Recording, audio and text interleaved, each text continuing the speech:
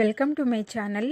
ఈరోజు అమ్మ వంటల రుచులు నిమ్మ సోడా ఏ విధంగా తయారు చేయాలో చూద్దాం.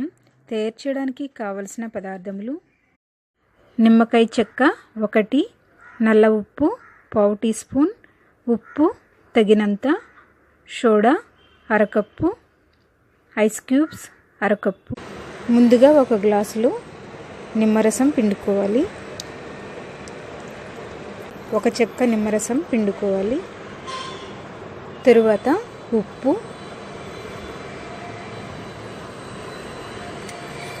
నల్లుప్పు, ఐస్ క్యూబ్స్,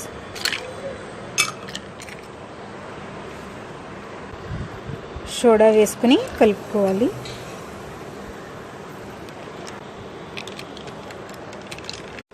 నిమ్మ సోడా రెడీ అయ్యింది. ఎండాకాలంలో ఈజీగా ఇంట్లోనే చల్లని నిమ్మ సోడా తయారు చేసుకుని తాగండి. ఇది చాలా రిఫ్రెషింగ్గా ఉంటుంది.